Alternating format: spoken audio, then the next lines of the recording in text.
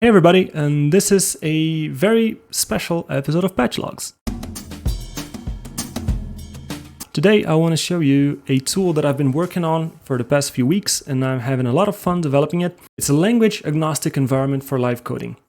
Basically what that means is I wanted to create a performance tool which supports whatever live coding language you prefer in order to do your performances, and which is easier to use than a text editor, or at least more efficient for a dynamic performance. There are a couple of things that I still find kind of painful to do in live code. For instance, nudging values, experimenting with numbers, making slight changes to find like an ideal sound. These kinds of things are kind of time consuming when you're performing. I thought maybe something other than a text editor could be a good alternative. But at the same time, I want it to be easily integratable. I don't even know if that's a word. I wanted to integrate it very easily with your editor of choice. So the idea behind Seg is that I want a tool that just organizes your code for you, makes it easier for you to access, to view what's going on as you play, and then gets out of the way when it's time to edit your code. At the moment, Seg only has a home screen where you can see a summarized information of the code on a file in terms of what parts of the song are being played there, and an editor view where you can edit these parts. First, we have to look at a file. This file is basically a variable declaration, a setup block, and a couple of other blocks, some of which are named, some are not. Basically, every composition that I make will have a variable block at the beginning, so this is where I'll declare like maybe patterns that I'll be working with across the song, maybe an instrument or something else.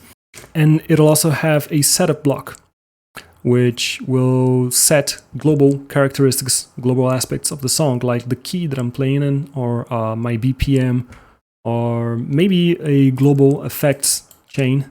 I can also do that on title. These kinds of things would go into a setup block. And these comments are parsable by Seg, and they will tell Seg what's the function of that section.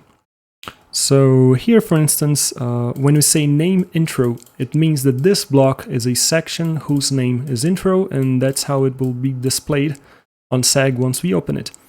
And we can see that here we are passing a pattern to a drums channel. Seg is able to automatically infer like what are the channels of a song by parsing this text file and finding these kind of cues. And now we're going to see what happens if I open this file with Seg. So this is what it looks like now. At the bottom we have a REPL, and it's exactly the same REPL as it's running on the Atom screen. Here we have a list of all the sections with their names to the left. And to the right, we have a preview of what the contents of that section look like. We also have a list of all the channels that are played, all the channels that are declared or somehow used inside the song. So for instance, this song has chords, melody, drums, bass, and reface, which is a MIDI instrument. And each one of these sections can have one or more parts to be played, each one of which is mapped to its corresponding channel. If I play this, for instance, is the setup block. It should not appear here, but in the future we're going to fix that. And this is the intro block. You should be able to hear something by now.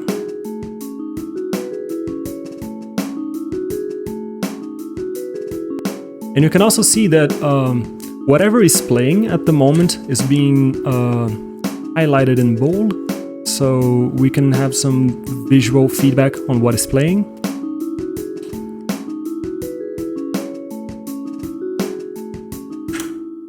And now I'm going to show you how you can edit a section. So suppose we want to change this section. It's just an empty do block. Suppose we want to send some information to the bass and to the drums.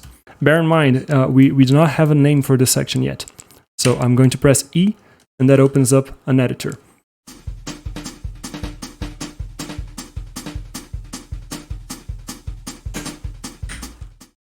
Okay, so once I saved that, I can now return to my view, and we have a name for it now. We have test here, we have our drums, we have our bass. And if I run this,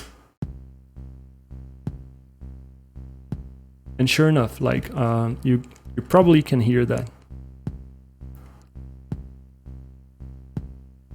Cool. So this means that we can already edit a section and we can evaluate it and run it. And also, as I said, you can change the editor that you'll be using to edit each one of these sections. So for instance, here I'm using GNU Nano, but I'm going to change it and I want to use Cocoon, which is my current favorite. So this is the line where this is currently defined. Of course, in the future, I'm going to make a settings screen, and I want this to be very easily configurable. But for the time being, I'll just delete this and write kek, which is the command to execute Cocoon. And now if I run the same thing, you notice here all our changes were lost. It's because we do not have a way to currently save the file. It's a feature that I'm definitely going to work on. But here, lo and behold, we are using Cocoon now to edit that same section. So yeah, now we have a section named Cocoon, which has drums being played in it. And also, there is no drums sample, so let me fix that.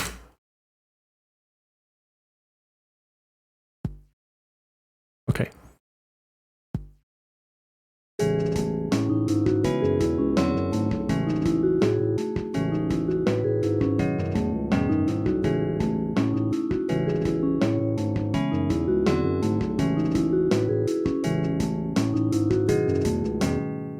There's obviously a lot that has to be improved, and there are a lot of missing features, but I really enjoy the way this is coming out, and I think this is such a cool way to see what's going on in a composition and to interact with the content.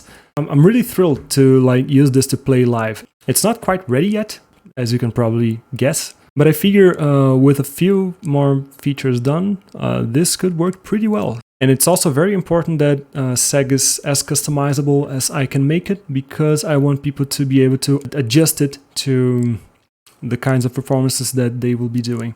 And now, last but not least, I'm going to show you how these files are being parsed so that you get a sense of how other languages will be supported. This is basically a map of all the plugins that SEG can support. This is what is used by the engine to parse the text and to extract information from a track. Currently we have 3 fields, which is regexes, which is basically just the list of all the regular expressions that we are using to parse the content and extract data, so that we can display the names of the channels, what patterns are being played, what sections are present, what's the name of each section, and that kind of stuff.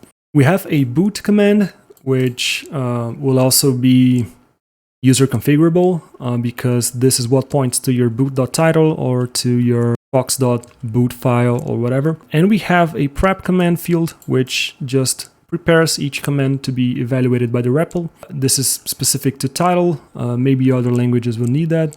We'll know soon enough. So right now, my priority is to get title cycles working correctly on SEG, to make SEG a useful tool for editing title cycles files. And once we are satisfied with the result, with how it works, then we can move on to support Fox.dot and futurely other languages as well. And the community is very much welcome to do so. The code is available, it's open source, a link will be available below. And I hope that sometime soon I can release a first alpha build so that you can also test it. And I also look forward to hearing what you think. I hope that this tool can be as useful for you and for your set as it is for me. I'll see you guys next time, and I hope I have news on this soon enough.